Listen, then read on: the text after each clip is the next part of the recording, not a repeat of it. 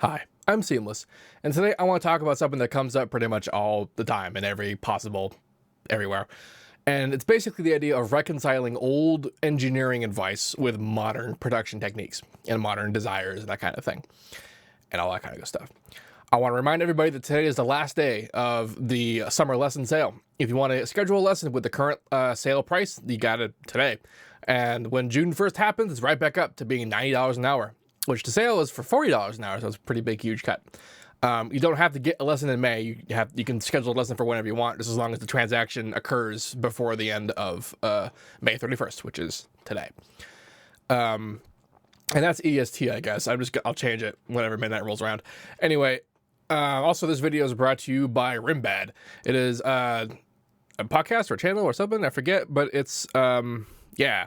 It's basically it's a dude talking about drum and bass. This is actually the guy he described to me. Some dude talking about drum and bass tunes he likes and why and all whatever. I've actually promoted this before. It was a Patreon reward that I'm actually not doing anymore. So sorry about that for people who want to do that. I've actually pretty much suspended all sponsored content on my channel. I'm doing this one just because it was a previously agreed upon arrangement. So yeah, there's a link in the description in this video that you can go check out who that is, and I think it's a good time. Anyway, what I want to talk about is all the time you see people posting guides about like mixing guides and sound design tips and leveling and mastering, all that stuff about like how to make your music sound professional, and usually by quoting people who are professionals, people who are engineers who've been working in the industry, and they have said things or have said stuff, or wrote articles, wrote books, that kind of stuff, and they are quoting this advice to give people ideas of how to do stuff, or they're using this advice to construct things like those EQ charts where it's like, here's the ranges of things, that kind of stuff. And there's not really a problem with any of that. The problem comes when people take that kind of stuff as the gospel, as absolute truth, and deviating from that is somehow bad. And I get why. I know why you do that, because if you don't really know for yourself how to do this sort of stuff, then you rely on expert advice, and so why wouldn't you?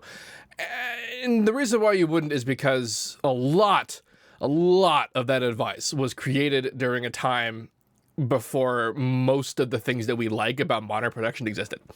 And some of it was a bit more modern as well.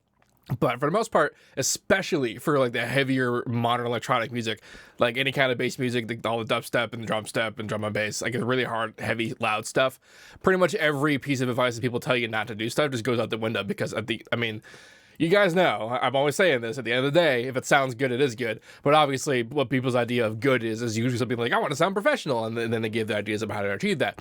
Some good examples about things that probably don't matter anymore are like things like the whole -6 dB thing. People are always like, okay, well, I wanted to get my track mastered, or I'm going to master a track, I'm going to render it out at -6 dB to make sure there's no peaks or whatever. Well, here's the thing. There's another kind of PCM audio type, otherwise known as a wave file, or AIFF, PCM audio. It's a class of thing. I'm not actually 100% sure what it stands for, but it's what it is, called 32-bit floating point. It's a bit depth, like 16-bit, 24-bit, but then it's 32-bit. The thing about 32-bit is that unlike 16-bit and 24-bit, where 24-bit is basically a higher resolution of 16-bit, 32-bit is still the same resolution as 24-bit, except that it just keeps going beyond 0 dB. The range is dramatically increased, which means that you can peak all fucking day. As long as when you're done with it, when you bring it at the very last bottom of your mix, if you're going to make an MP3 or something, you bring it all down below 0 dB. Especially if you're mastering it, you don't need to worry about it. You can just have it peak all day, and you're not going to lose any information, which is the whole reason why people had the whole -6 dB thing. They wanted to make sure that you had all of your peak information intact and every possible thing, that nothing was ever going to clip whatsoever, so that you can handle it and master it fully and not have to worry about damage. But with 32-bit audio, you can redline everything all day, like I said, as long as you bring it down. I have a video on this if you want to look it up. Just search 32-bit floating point and my videos, and you'll find it.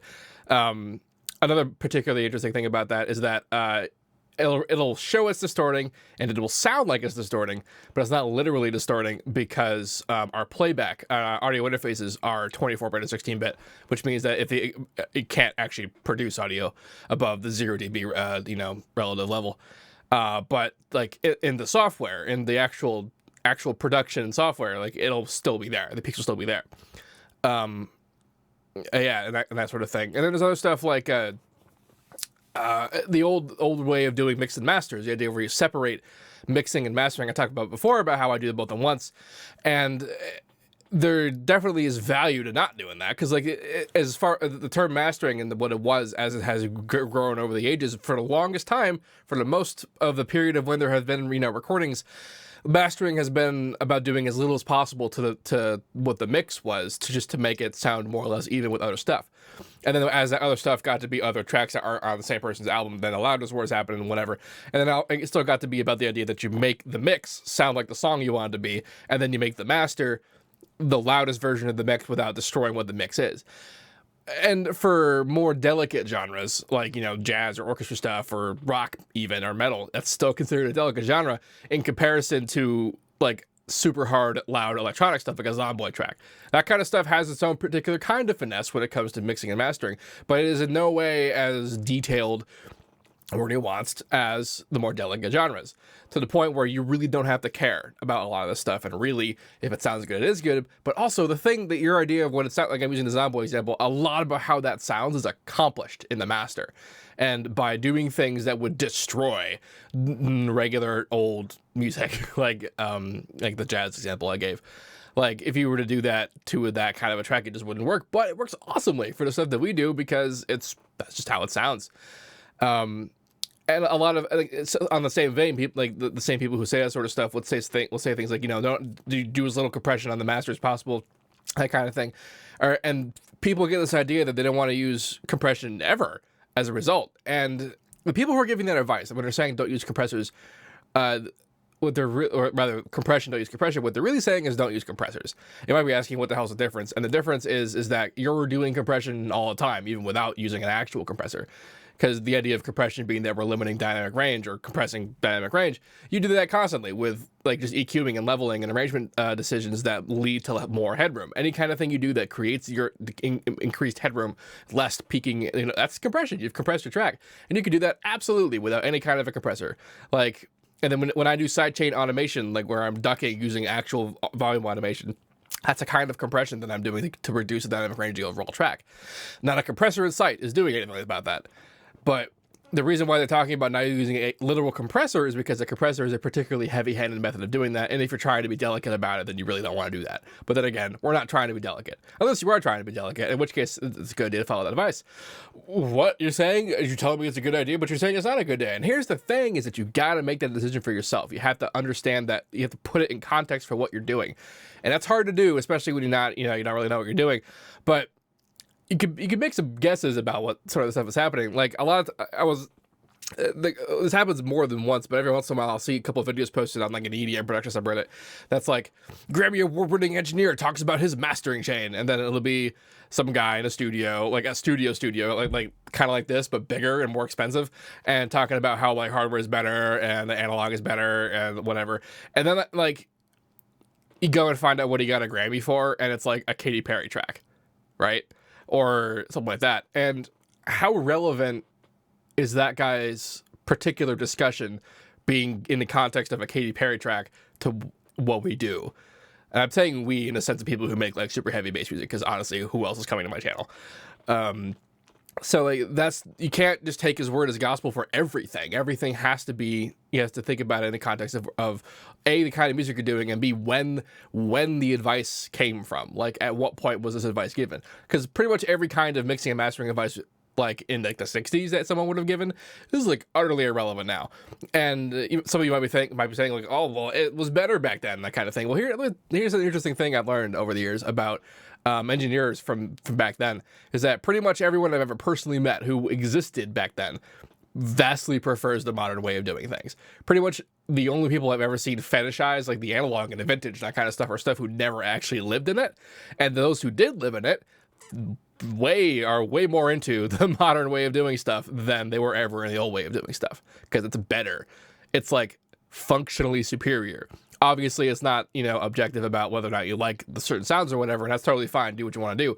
But it's not really a good idea to try and apply like 60s, 70s, 80s mixing methods to modern music production, unless you just want to sound like that. But if you're trying to sound like modern stuff, then the old way of doing things isn't really going to get you there. And that's a really important thing to kind of keep in mind. I've honestly like talked about this in lots of smaller contexts. Like I mentioned the 32-bit thing. I've mentioned the mixing and master thing before. I mentioned like compressors, compression, and compressing, all the difference between those three terms. I talked about that. So like this is just a kind of a global. Also, I talked about the whole trust thing, about taking the word of some guy on the internet about they know they're talking about, and some picture of an EQ spectrum, and then like sticking to that directly, being like, I will only have bass between 20 and 60 hertz. Nothing can go higher than that. Like if it works, that's great, but like I wouldn't trust any of that unless you could like verify for yourself that stuff works.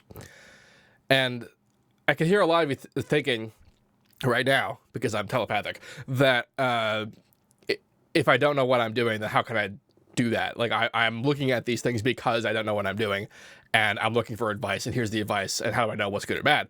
And the long way of doing it is that you just do it, until you can tell whether or not it's working.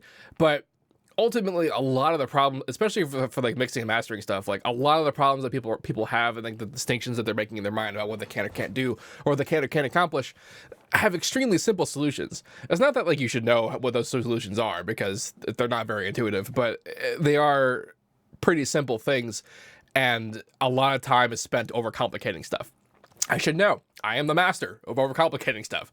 Whole swaths of sound design that I thought were way more complicated than they were, and ended up being really, really simple. And then every day when I have a lesson with somebody and they come at me with a sound and being like, okay, I blocked like 3 hours of time. Here's what I want to do today. Here's the one sound. And I end it in like 5 minutes because it wasn't that hard. And it's not like they should have known that, but it's hard to parse that kind of stuff. But basically what I'm saying is that you need to experiment a lot more for yourself than to take other people's word for it. If you're interested in learning, because not everyone is. Yeah. So if you have any questions about this, please let me know. Don't forget to like, comment, subscribe, and all that good stuff. Also, don't forget to check out the link in the description of this video, which is the Rim Bad podcast. A bit more in-depth look at drum and bass and why it's cool. Also, don't forget that if you're into lessons, you want lessons from me over Skype, which is how they're done, head over to my website, SeamlessR.com/lessons, and you can do that there. I'm mentioning this because I have a sale going on right now, and it ends today. Has been going on since, I don't know, February. I forget when I started doing it, but basically until June 1st, you can get it for $40 an hour versus the usual $90 an hour. If you have any questions about that, you can also ask me about that. You can email me at SeamlessRG@gmail.com, or through the website, there's a contact page. It's so handy to have a website that handles this kind of crap. Isn't it great? Also, if you do get a lesson, you're supposed to get a confirmation email. And if you don't, feel free to hit me up. And I have an assistant whose whole job it is to solve scheduling problems. Yeah. If you have any questions about anything I just mentioned, please let me know. And don't forget to like, comment, subscribe, and all that good stuff. Like I said already, and as usual, have a nice day. And play some Overwatch. Oh my god, that game rules.